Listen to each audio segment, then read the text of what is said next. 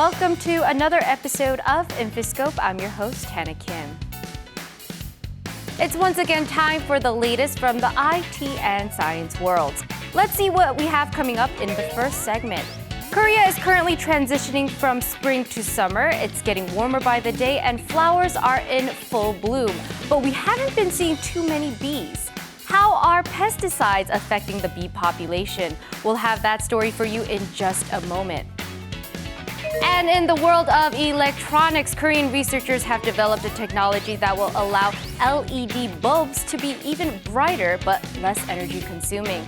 This sounds like a great move forward because we have LED technology all around us. TVs, lamps, cellular devices, the list goes on and on. So without further ado, let's check out what we have ready for you today on Briefing Scope.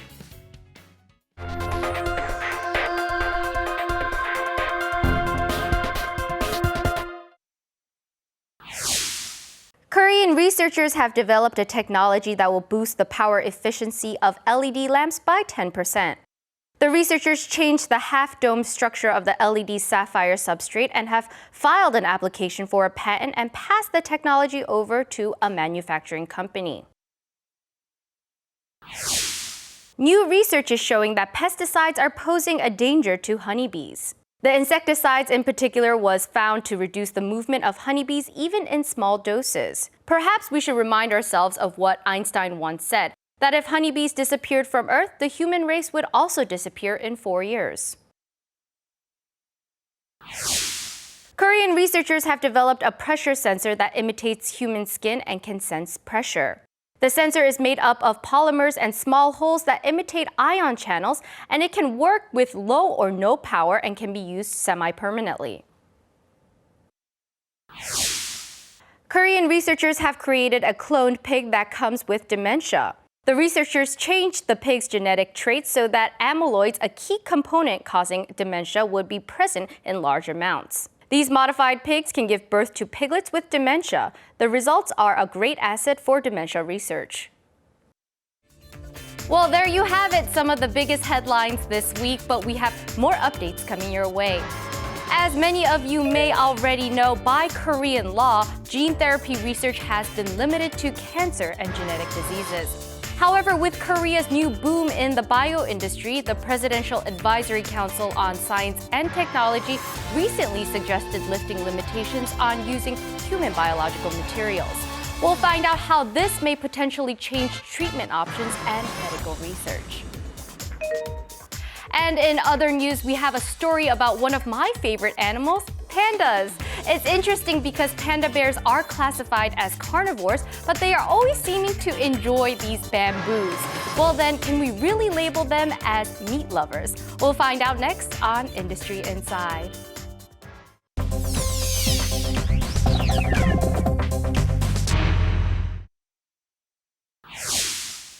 A panda eats about 15 to 20 kilograms of bamboo every day.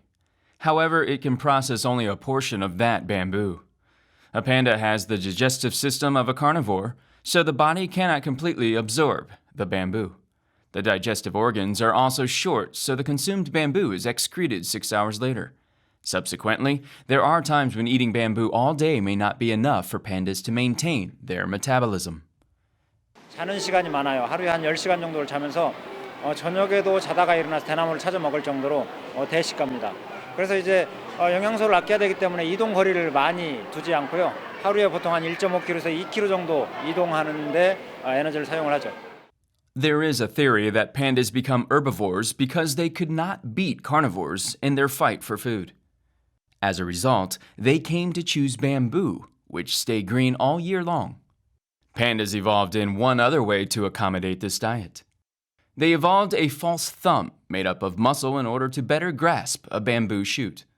Pandas have undergone evolution to survive. Behind the cute appearance lies a history of a fierce fight for survival. Gene therapy refers to using genes to treat or prevent diseases. The first ever application of gene therapy for blood diseases in 2014 has a potential treatment value of almost $1.2 million, showing why gene therapy research all over the world is progressing rapidly. However, by law, gene therapy research in Korea is limited to cancer The Presidential Advisory Council on Science and Technology has recommended lifting these limitations in order to expand gene therapy research to include all disorders. 선진국 대비 임상 연구가 저조함에 따라 중장기적으로 유전자 치료제 연구 범위를 확대하는 동시에 생명윤리를 강화하는 방안의 마련이 필요하다고 제안하였습니다. The Council has also suggested lifting limitations on using human biological materials. At the moment, only bone marrow and cord blood can be used for gene therapy research. Under these limitations, research cannot go beyond the basic level, and treatments cannot be commercialized. The role of the Presidential Advisory Council on Science and Technology is to present the best ways to make use of science and technology for Korea. A group of researchers in the United States has looked into how much greenhouse gases an electric car releases, from its manufacturing to scrapping. According to the results, 8 tons of greenhouse gases are emitted in the process of making one electric car, compared to 7 tons for a gasoline car. The lithium battery used in an electric car is the main factor. Mining and processing lithium generate a large amount of greenhouse gases. When both cars are in motion, an electric car emits half the amount of greenhouse gases emitted by a gasoline car. Assuming a brand new electric car and gasoline car have covered 200,000 kilometers, an electric car will have emitted 28 tons of greenhouse gases, while a gasoline car will have emitted 57 tons. Researchers say that while electric cars are indeed eco-friendly, the way electricity is generated is an issue that needs to be addressed. Electric cars are less eco-friendly if its power comes from sources that generate high amounts of greenhouse gases. 전기 자동차에 들어가는 전기 에너지의 오염원들이 상당히 많이 있습니다. 이런 부분들을 얼마큼 친환경적으로 확대하느냐가 중요합니다. This research shows that electric cars are still a work in progress.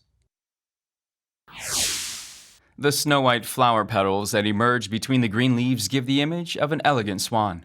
This is the Calla Lily, a flower that symbolizes magnificence and beauty. Calla lilies are used in wedding bouquets and as funeral flowers, decorating the beginning and the end of life. Demand for calla lilies is on the rise, but Korea has had to import calla lilies from abroad. Recently, locally grown varieties have sprung up, reducing the dependency on imports. 6 different varieties of calla lilies have been created in Korea, and the delicate colors reminiscent of oriental paintings catch the eye. Unlike the imported calla lilies, which originate from Africa, the Korean varieties can survive in local weather conditions and are highly pest resistant. Moreover, Korean calla lilies are cheaper. While a typical imported lily bulb costs under $4, a Korean one costs half that. 50%가 절감된 2,000원 내외로 구근이 보급될 수 있을 것으로 판단이 되어서 가격적으로나 그리고 품질 면으로나 충분한 경쟁력은 있다고 판단이 됩니다. It still remains to be seen as to whether these locally developed calla lilies will become a viable source of income for flower farmers. I'm sure many brides-to-be will be very happy with that last story. Because we can grow more of these beautiful calla lilies here in Korea, it saves money, saves time, and it gives farmers more jobs. Definitely a win-win situation for everyone. Moving on, Korea has different sauces like soy sauce, red pepper paste, soybean paste, and one of them is Cheonggukjang. This particular sauce is soybean paste that is fermented even longer than doenjang. For generations, Cheonggukjang has been known to have many health benefits, and many have claimed that it even helps suppress allergies. Researchers have now found the scientific evidence in supporting these claims. But before this story, we have news about a new type of membrane that is used in hydrogen cars. Apparently, scientists were inspired by how cactus retains water in the desert. This new invention is said to be less harmful to the environment and have positive effects on the economy. Here are some more details next on Peka Peek.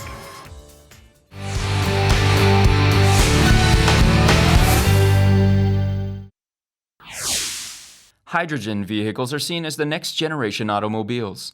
They use clean energy, but there have been many hurdles in the development stage. Hydrogen fuel cells generate energy through chemical reactions in multi-layered electrolyte membranes. However, when temperatures in the membranes rise, efficiency drops, and there are difficulties in maintaining the reactants. Researchers have developed a new electrolyte membrane, which resembles a cactus. The researchers coated the membrane in high-temperature plasma so that it can be used in temperatures exceeding 100 degrees Celsius. The membrane creates nano-sized cracks, which then absorb water molecules in the air. When humidity levels are low, the coating fixes itself and holds onto the water particles. This is very similar to how a cactus uses numerous tiny cracks on its skin to absorb water at night, and these cracks close up when conditions are dry and arid. 성능 면에서는 기존에 있는 그 불 속의 분리막과 이제 유사한데 고온에서 또 저가습 조건에서 장기간 쓸 수 있다고 하는 것이 현재 저희가 개발한 어떤 분리막의 특징이라고 볼 수 있겠습니다. This new membrane can reduce production costs for hydrogen fuel cells to 1/10 of the current figure, not to mention reducing costs of hydrogen cars by up to 30%. Moreover, as fluorine isn't present in the membrane, there is less negative impact on the environment. Results of this research have been published in the online version of the academic journal, Nature. Cheonggukjang, or Korean fermented soybean paste, is known not only for its earthy taste, but also for its immunity-boosting properties. Many have said that Cheonggukjang effectively combats allergic reactions and atopic dermatitis, and this claim has been scientifically proven.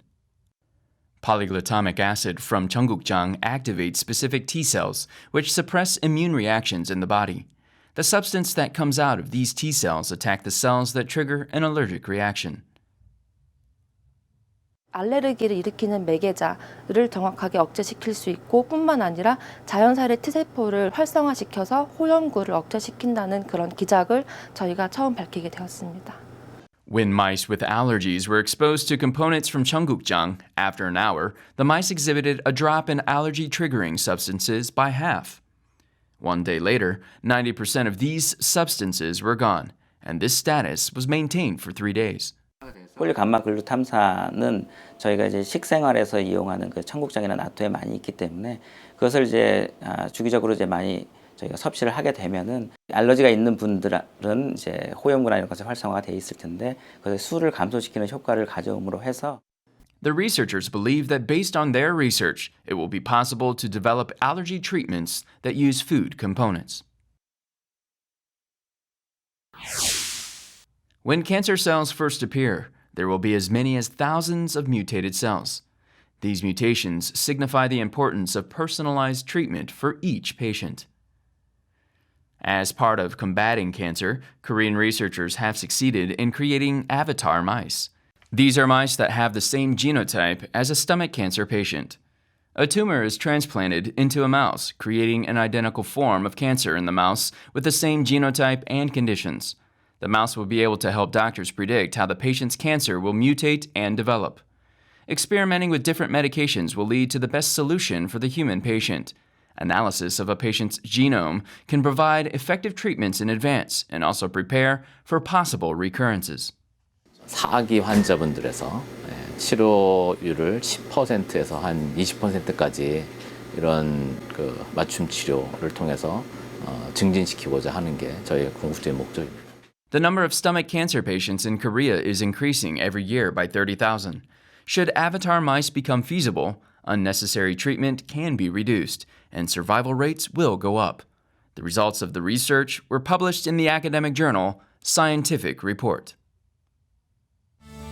Although there is no cure for cancer at the moment, it seems like the avatar mice will be a stepping stone for various treatment options. It's even more helpful because each patient is different case by case, and these findings will help cater to each person individually. Now, this concludes our episode of InfoScope. I hope you all learned something new today from today's show, but remember that we'll be back next week with more from Science and IT. Have a wonderful day and goodbye.